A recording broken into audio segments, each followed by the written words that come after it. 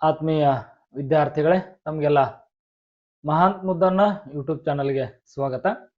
ಇವತ್ತಿನ ಈ ವಿಡಿಯೋದಲ್ಲಿ ನಾವು SSLC ಪ್ರಥಮ ಭಾಷೆ ಸಿರಿಕನ್ನಡದ ಮೊದಲ ಪಾಠವಾಗಿರುವಂಥ ನಮ್ಮ ಭಾಷೆ ಗದ್ಯ ಪಾಠದ ಅಭ್ಯಾಸದ ಪ್ರಶ್ನೋತ್ತರಗಳನ್ನ ನೋಡೋಣ. ಹಾಗೆ ಭಾಷಾಭ್ಯಾಸವನ್ನು ಕೂಡ ನಾವು ನೋಡ್ತಾ ಹೋಗೋಣ. ವಿದ್ಯಾರ್ಥಿಗಳೇ, ಈ ವಿಡಿಯೋವನ್ನ ಲೈಕ್ ಮಾಡಿ, ಹಾಗೆ ನಮ್ಮ ಚಾನಲ್ ಅನ್ನ ಸಬ್ಸ್ಕ್ರೈಬ್ ಮಾಡ್ಕೊಂಡಿಲ್ಲ ಅಂದ್ರೆ ಚಾನಲ್ ಅನ್ನ ಸಬ್ಸ್ಕ್ರೈಬ್ ಮಾಡ್ಕೊಳ್ರಿ. ಹಾಗೆ ನೆಕ್ಸ್ಟ್ ಮತ್ತೇನಾದ್ರೂ ನಿಮಗೆ ಬೇಕಾದ್ರೆ ಅದನ್ನ ಕೂಡ ಕಮೆಂಟ್ ಅನ್ನ ಮಾಡ್ರಿ ಅಂತ ಹೇಳ್ತಾ, ಕೆಳಗಿನ ಪ್ರಶ್ನೆಗಳಿಗೆ ಒಂದು ವಾಕ್ಯದಲ್ಲಿ ಉತ್ತರಿಸಿರಿ. ಭಾಷೆ ಯಾವುದಕ್ಕೆ ಸಾಧನವಾಗಿದೆ? ನಮ್ಮ ಸುತ್ತಮುತ್ತಲಿನವರೊಡನೆ ವ್ಯವಹರಿಸುವುದಕ್ಕೆ, ವಿಚಾರ ವಿನಿಮಯ ಮಾಡುವುದಕ್ಕೆ ಭಾಷೆ ಒಂದು ಅಮೂಲ್ಯ ಸಾಧನವಾಗಿದೆ. ಪ್ರಶ್ನೆ 2, ಪ್ರಾಣಿಗಳು ತಮ್ಮ ಮಕ್ಕಳಿಗೆ ಯಾವ ವಿಚಾರವಾಗಿ ತರಬೇತು ಕೊಡುತ್ತವೆ? ತರಬೇತು ಅಂದ್ರೆ ತರಬೇತಿ ಅಂತ ಅರ್ಥ. ವಿದ್ಯಾರ್ಥಿಗಳೇ, ವಿಡಿಯೋವನ್ನ ಪಾಸ್ ಮಾಡಿ ಕೂಡ ನೀವು ಉತ್ತರಗಳನ್ನ ಬರ್ಕೊಳ್ಬಹುದು. ಇಲ್ಲ ಅಂದ್ರೆ ಮಹಾಂತ್ ಮುದ್ದಣ್ಣ ಬ್ಲಾಗ್ ಸ್ಪಾಟ್ ನಲ್ಲಿ ಇದೇ ಪ್ರಶ್ನೆಗಳನ್ನ ಅಪ್ಲೋಡ್ ಮಾಡಿರ್ತೀನಿ, ಅಲ್ಲಿಂದ ಕೂಡ ನೀವು ಇವುಗಳನ್ನ ಬರ್ಕೋಬಹುದು, ಸ್ಕ್ರೀನ್ ಶಾಟ್ ತಗೊಳ್ಬಹುದು. ಹಾಗೆ ನೀವು ಯಾವ್ದಾದ್ರು ಕೆಲಸದೊಳಗೆ ಬ್ಯುಸಿ ಇದ್ದಾಗ ಈ ವಿಡಿಯೋವನ್ನ ಆನ್ ಮಾಡಿ ಕೇಳ್ತಾ ಕೂಡ ನೀವು ಎಕ್ಸಾಮ್ ಪ್ರಿಪರೇಷನ್ ಕೂಡ ಮಾಡ್ಕೊಳ್ಬಹುದು. ಪ್ರಶ್ನೆ 3, ಮನುಷ್ಯನಿಗೆ ಲೆಕ್ಕ ಬಿಡುವ ಅವಶ್ಯಕತೆ ಯಾವಾಗ ಉಂಟಾಯಿತು? ನವಶಿಲಾಯುಗದ ಮಾನವ ಸಂಚಾರ ಜೀವನವನ್ನು ತ್ಯಜಿಸಿ ಒಂದೆಡೆ ನೆಲೆ ನಿಂತು ಆಸ್ತಿ ಪಾಸ್ತಿ ಮನೆ ಬದುಕು ಮೊದಲಾದ ಭಾವನೆಗಳನ್ನು ತಳೆಯುವುದಕ್ಕೆ ಆರಂಭಿಸಿದಾಗ ಲೆಕ್ಕ ಬಿಡುವ ಅವಶ್ಯಕತೆ ಉಂಟಾಯಿತು. ಎಣ್ಣೆ ತುಪ್ಪದ ಮಿಶ್ರಣ ಬೇಡವೆಂದು ಹೇಳಿದವರು ಯಾರು? ಎಣ್ಣೆ ಮತ್ತು ತುಪ್ಪದ ಮಿಶ್ರಣ ಬೇಡವೆಂದು ಹೇಳಿದವರು 12ನೆಯ ಶತಮಾನದ ನಯಸೇನ ಕವಿ. ಕನ್ನಡಕ್ಕೆ ಪರ್ಷಿಯನ್ ಶಬ್ದಗಳು ಯಾವಾಗ ಬಂದವು? ಮೊಹಮ್ಮದಿಯರ ಆಳ್ವಿಕೆಯ ಅವಧಿಯಲ್ಲಿ ಪರ್ಷಿಯನ್ ಭಾಷೆಯಿಂದ ಅನೇಕ ಶಬ್ದಗಳು ಕನ್ನಡಕ್ಕೆ ಬಂದವು. ಇನ್ನ ಕೆಳಗಿನ ಪ್ರಶ್ನೆಗಳಿಗೆ 2-3 ವಾಕ್ಯಗಳಲ್ಲಿ ಉತ್ತರಿಸಿರಿ.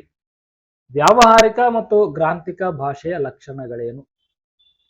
ಜನರು ದೈನಂದಿನ ಜೀವನದಲ್ಲಿ ಮಾತನಾಡುವ ಮತ್ತು ವ್ಯವಹರಿಸುವ ಜೀವದ್ ಭಾಷೆಯನ್ನು ವ್ಯಾವಹಾರಿಕ ಭಾಷೆ ಎನ್ನುತ್ತಾರೆ. ಉದಾಹರಣೆಗೆ ಕನ್ನಡ, ತಮಿಳು. ಅಂದ್ರೆ ನಾವು ದಿನನಿತ್ಯ ಮಾತನಾಡುವಂತ ಭಾಷೆಗೆ ವ್ಯಾವಹಾರಿಕ ಭಾಷೆ ಅಂತ ಕರಿತೀವಿ.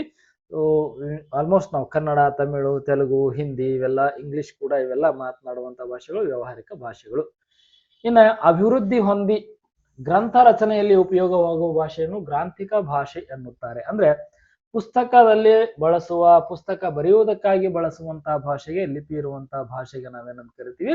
ಗ್ರಾಂಥಿಕ ಭಾಷೆ ಅಂತ ಕರಿತೀವಿ. ಉದಾಹರಣೆಗೆ ಸಂಸ್ಕೃತ, ಪಾಳಿ, ಕನ್ನಡ, ತಮಿಳು, ತೆಲುಗು ನಾವು ಮಾತಾಡ್ತೀವಿ, ಬರಿತೀವಿ. ಹೀಗಾಗಿ ಇವು ಗ್ರಾಂಥಿಕ ಭಾಷೆಗೆ ಕೂಡ ಉದಾಹರಣೆಗಳು. ಲಿಪಿಯ ಜಾಡು ಆರಂಭಗೊಂಡ ಬಗೆ ಹೇಗೆ?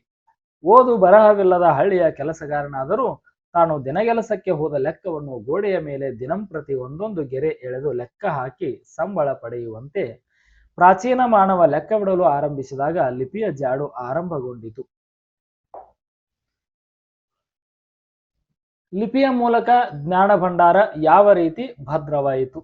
ಮಾನವನು ತನ್ನ ದಿನನಿತ್ಯದ ಆಗು ಹೋಗುಗಳನ್ನು ಮತ್ತು ಸುಖ ದುಃಖಗಳನ್ನು ಕಾವ್ಯ ರೂಪಕ್ಕೆ ಇಳಿಸುವ ಮಾರ್ಗ ಕಂಡುಕೊಂಡನು. ಲೆಕ್ಕ ಪತ್ರಗಳನ್ನಿಡಲು ಉಪಯುಕ್ತವಾದ ಮೂಲ ಲಿಪಿಯನ್ನು ಪರಿಷ್ಕರಿಸುತ್ತಾ ಸಾಹಿತ್ಯ ಕೃತಿಗಳನ್ನು ಬರೆದಿಡಲು ಕಲಿತಾಗ ಪರಂಪರೆಯಿಂದ ಬಂದ ವಿಷಯಗಳನ್ನು ಬರೆದಿಡಲು ಸಾಧ್ಯವಾಗಿ ಜ್ಞಾನ ಭಂಡಾರ ಭದ್ರವಾಯಿತು.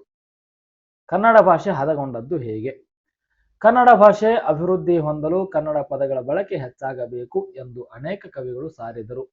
ಬಸವೇಶ್ವರ, ಅಲ್ಲಮಪ್ರಭು, ಕುಮಾರವ್ಯಾಸ, ಪುರಂದರದಾಸರಂತಹ ಮಹನೀಯರು ಸುಲಭ ಹಾಗೂ ಸುಂದರವಾದ ಮಾತುಗಳಲ್ಲಿ ಅನುಭವ ಸಾರವನ್ನು ಅಭಿವ್ಯಕ್ತಿಪಡಿಸಿದಾಗ ಕನ್ನಡ ಭಾಷೆ ಹದಗೊಂಡಿತು. ಆಂಗ್ಲ ಭಾಷೆ ವಿಶ್ವವ್ಯಾಪಿಯಾಗಲು ಕಾರಣವೇನು? ಆಂಗ್ಲ ಜನತೆ ಸಾಹಸ ಜೀವಿಯಾಯಿತು ಹಾಗೂ ಸೂರ್ಯನು ಮುಳುಗದಂತಹ ವಿಸ್ತಾರವಾದ ಸಾಮ್ರಾಜ್ಯವನ್ನು ಸ್ಥಾಪಿಸಿತು. ಆಂಗ್ಲ ಪಂಡಿತರು, ವಿಜ್ಞಾನಿಗಳು ಮತ್ತು ರಾಜಕಾರಣಿಗಳು ತಮ್ಮ ಆಸೆ, ಆಕಾಂಕ್ಷೆ ಮತ್ತು ವಿಚಾರಗಳನ್ನು ತಮ್ಮದೇ ಭಾಷೆಯ ಮೂಲಕ ಅಭಿವ್ಯಕ್ತಪಡಿಸಬೇಕು ಎಂಬ ಅಭಿಮಾನ ಹೊಂದಿದ್ದರಿಂದ ಆಂಗ್ಲ ಭಾಷೆ ವಿಶ್ವವ್ಯಾಪಿಯಾಯಿತು. ಕೆಳಗಿನ ಪ್ರಶ್ನೆಗಳಿಗೆ 8-10 ವಾಕ್ಯಗಳಲ್ಲಿ ಉತ್ತರಿಸಿರಿ. ಭಾಷೆ ಸತ್ವಪೂರ್ಣವಾಗಿ ವಿಕಾಸಗೊಳ್ಳುವುದು ಯಾವಾಗ? ಒಂದು ಭಾಷೆ ಸತ್ವಪೂರ್ಣವಾಗಿ ಬೆಳೆಯಬೇಕಾದರೆ ಅದನ್ನಾಡುವ ಜನರು ಅಭಿಮಾನಧನರು, ಬುದ್ಧಿಶಾಲಿಗಳು ಹಾಗೂ ಪ್ರಯೋಗಶೀಲರು ಆಗಿರಬೇಕು. ಆಂಗ್ಲ ಜನರಂತೆಯೇ ಸಾಹಸ ಜೀವಿಗಳಾಗಿ ಇತರ ಭಾಷೆ, ಸಾಹಿತ್ಯ ಮತ್ತು ಸಂಸ್ಕೃತಿಯನ್ನು ಮುಕ್ತ ಮನಸ್ಸಿನಿಂದ ಅಭ್ಯಸಿಸಿ ತಮ್ಮ ಭಾಷೆಯನ್ನು ವಿಸ್ತರಿಸಬೇಕು.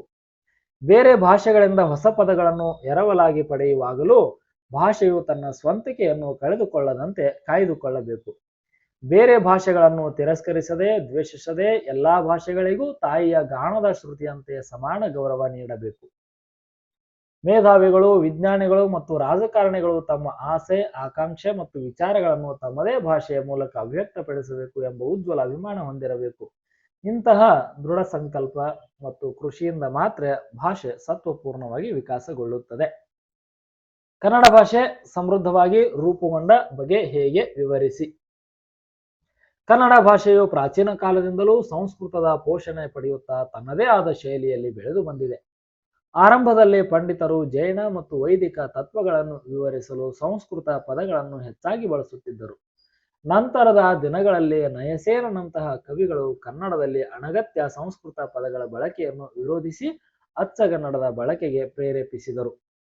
ಬಸವಣ್ಣ, ಅಲ್ಲಮಪ್ರಭು, ಕುಮಾರವ್ಯಾಸ, ಪುರಂದರದಾಸರಂತಹ ಶರಣರು, ಕವಿಗಳು ಮತ್ತು ದಾಸರು ಸುಲಭವಾದ ಹಾಗೂ ಸುಂದರವಾದ ಮಾತುಗಳಿಂದ ಜನರ ಹೃದಯವನ್ನು ಮುಟ್ಟುವಂತೆ ತಮ್ಮ ಅನುಭವಗಳನ್ನು ಅಭಿವ್ಯಕ್ತಪಡಿಸಿ ಭಾಷೆಯನ್ನು ಹದಗೊಳಿಸಿದರು. ಕನ್ನಡವು ಸಂಸ್ಕೃತ, ಪ್ರಾಕೃತ, ಪರ್ಷಿಯನ್, ಪೋರ್ಚುಗೀಸ್ ಹಾಗೂ ಇಂಗ್ಲಿಷ್ ಭಾಷೆಗಳಿಂದ ಹಲವಾರು ಪದಗಳನ್ನು ತನ್ನ ಸ್ವಂತಿಕೆಯನ್ನು ಕಳೆದುಕೊಳ್ಳದೆ ಎರವಲಾಗಿ ಸ್ವೀಕರಿಸಿತು. ಹಾಗೆಯೇ ನೆರೆಹೊರೆಯ ಗಡಿ ಭಾಷೆಗಳನ್ನೊಡನೆ ಕೊಡುಕೊಳ್ಳುವಿಕೆ ಮತ್ತು ಹೊಸ ನುಡಿಗಟ್ಟುಗಳ ಸೃಷ್ಟಿಯಿಂದ ಕನ್ನಡದ ಭಾಷೆ ಸಮೃದ್ಧವಾಗಿ ರೂಪುಗೊಂಡಿತು. ಸಂದರ್ಭ ಸಹಿತ ಸ್ವಾರಸ್ಯ. ಸಂಸ್ಕೃತಿಯ ಇತಿಹಾಸ ಉಳಿಯಿತು. ಆಯ್ಕೆ: ಈ ವಾಕ್ಯವನ್ನು ಎಂ ಮರಿಯಪ್ಪ ಭಟ್ಟರು ರಚಿಸಿರುವ ಕನ್ನಡ ಸಂಸ್ಕೃತಿ ಎಂಬ ಪ್ರಬಂಧ ಸಂಕಲನದಿಂದ ಆಯ್ದ ನಮ್ಮ ಭಾಷೆ ಎಂಬ ಗದ್ಯ ಭಾಗದಿಂದ ಆರಿಸಲಾಗಿದೆ. ಸಂದರ್ಭ: ಲಿಪಿಯ ಮೂಲಕ ಪರಂಪರೆಯಿಂದ ಬಂದ ಎಷ್ಟೋ ವಿಷಯಗಳನ್ನು ಬರೆದಿಡಲು ಸಾಧ್ಯವಾಯಿತು. ಜ್ಞಾನ ಭಂಡಾರ ಭದ್ರವಾಯಿತು. ಸಂಸ್ಕೃತಿಯ ಇತಿಹಾಸ ಉಳಿಯಿತು. ಪ್ರಗತಿಪಥ ಸುಗಮವಾಯಿತು ಎಂದು ಲೇಖಕರು ಓದುಗರಿಗೆ ಲಿಪಿಯ ಉಗಮ ಮತ್ತು ಭಾಷೆಯ ಬೆಳವಣಿಗೆಯಿಂದ ಮಾನವನಿಗೆ ಉಂಟಾದ ಪ್ರಯೋಜನಗಳನ್ನು ವಿವರಿಸುವ ಸಂದರ್ಭದಲ್ಲಿ ಲೇಖಕರು ಓದುಗರಿಗೆ ಹೇಳಿದ್ದಾರೆ. ಸ್ವಾರಸ್ಯ: ಮಾನವನು ಲಿಪಿಯ ಮುಖಾಂತರ ಬರೆದಿಡಲು ಆರಂಭಿಸಿದನು. ಇದರಿಂದ ಜ್ಞಾನ ಭಂಡಾರ ಮತ್ತು ಸಂಸ್ಕೃತಿಯ ಇತಿಹಾಸ ಭದ್ರವಾಗಿ ಉಳಿಯಿತು ಎಂಬ ಮೌಲ್ಯ ಈ ಸಾಲಿನಲ್ಲಿದೆ. ಇನ್ನ ತಕ್ಕುದೇ ಬೆರಸಲಿಕೆ ಘೃತಮುಮಂ ತೈಲಮುಮಂ. ಈ ವಾಕ್ಯವನ್ನು ಎಂ ಮರಿಯಪ್ಪ ಭಟ್ಟರು ರಚಿಸಿರುವ ಕನ್ನಡ ಸಂಸ್ಕೃತಿ ಎಂಬ ಪ್ರಬಂಧ ಸಂಕಲನದಿಂದ ಆಯ್ದ ನಮ್ಮ ಭಾಷೆ ಎಂಬ ಗದ್ಯ ಭಾಗದಿಂದ ಆರಿಸಲಾಗಿದೆ. ಸಂದರ್ಭ: ನಮಗೆ ತುಪ್ಪವೂ ಬೇಕು, ಎಣ್ಣೆಯೂ ಬೇಕು, ಸಂಸ್ಕೃತವೂ ಬೇಕು, ಕನ್ನಡವೂ ಬೇಕು. ಆದರೆ ಎಣ್ಣೆ ತುಪ್ಪದ ಆಸ್ವಾದು ಮಿಶ್ರಣ ಬೇಡ. ಕನ್ನಡ ಭಾಷೆಯಲ್ಲಿ ಸಂಸ್ಕೃತದ ಅತಿಯಾದ ಬಳಕೆಯನ್ನು ಖಂಡಿಸಿ 12ನೇ ಶತಮಾನದ ಕವಿ ನಯಸೇನನು ಹೇಳಿದ ಮಾತನ್ನು ಲೇಖಕರು ಓದುಗರಿಗೆ ಹೇಳಿದ್ದಾರೆ. ಸ್ವಾರಸ್ಯ: ಕನ್ನಡದೊಂದಿಗೆ ಅನಗತ್ಯವಾಗಿ ಸಂಸ್ಕೃತವನ್ನು ಬೆರೆಸಬಾರದು ಎಂಬುದು ನಯಸೇನನ ಆಶಯವಾಗಿತ್ತು. ಇದು ಕನ್ನಡ ಭಾಷೆಯ ಸ್ವಂತಿಕೆ ಮತ್ತು ಶುದ್ಧತೆಯ ಬಗೆಗಿನ ಮೌಲ್ಯವನ್ನು ತಿಳಿಸುತ್ತದೆ. ಸಿಗುರು ತೆಗೆದ ಕಬ್ಬಿನಂತೆ, ಉಷ್ಣ ಅಳಿದ ಹಾಲಿನಂತೆ. ಈ ವಾಕ್ಯವನ್ನು ಎಂ ಮರಿಯಪ್ಪ ಭಟ್ಟರು ರಚಿಸಿರುವ ಕನ್ನಡ ಸಂಸ್ಕೃತಿ ಎಂಬ ಪ್ರಬಂಧ ಸಂಕಲನದಿಂದ ಆಯ್ದ ನಮ್ಮ ಭಾಷೆ ಎಂಬ ಗದ್ಯ ಭಾಗದಿಂದ ಆರಿಸಲಾಗಿದೆ. ಸಂದರ್ಭ: ಹದಗೊಂಡ ಕನ್ನಡ ಭಾಷೆ ಅದು ಸುಲಿದ ಬಾಳೆಯ ಹಣ್ಣಿನಂತೆ, ಸಿಗುರು ತೆಗೆದ ಕಬ್ಬಿನಂತೆ, ಉಷ್ಣ ಅಳಿದ ಹಾಲಿನಂತೆ ಸುಲಭವೂ ರುಚಿಯುಳ್ಳದ್ದೂ ಆಗಿದೆ ಎಂದು ಕವಿ ಮಹಲಿಂಗರಂಗ ಹೇಳಿರುವುದನ್ನು ಉಲ್ಲೇಖಿಸುವಾಗ ಲೇಖಕರು ಓದುಗರಿಗೆ ಹೇಳಿದ್ದಾರೆ. ಸ್ವಾರಸ್ಯ: ಕನ್ನಡ ಭಾಷೆಯು ಸಿಪ್ಪೆ ತೆಗೆದ ಕಬ್ಬಿನಂತೆ ರುಚಿಕರ ಎಂದು ಕನ್ನಡ ಭಾಷೆಯ ಸೊಬಗನ್ನು ಇಲ್ಲಿ ಮೌಲ್ಯಯುತವಾಗಿ ವರ್ಣಿಸಲಾಗಿದೆ. ಒಬ್ಬ ತಾಯಿಯ ಗಾಣದ ಶ್ರುತಿಯಂತೆ. ಈ ವಾಕ್ಯವನ್ನು ಎಂ ಮರಿಯಪ್ಪ ಭಟ್ಟರು ರಚಿಸಿರುವ ಕನ್ನಡ ಸಂಸ್ಕೃತಿ ಎಂಬ ಪ್ರಬಂಧ ಸಂಕಲನದಿಂದ ಆಯ್ದ ನಮ್ಮ ಭಾಷೆ ಎಂಬ ಗದ್ಯ ಭಾಗದಿಂದ ಆರಿಸಲಾಗಿದೆ.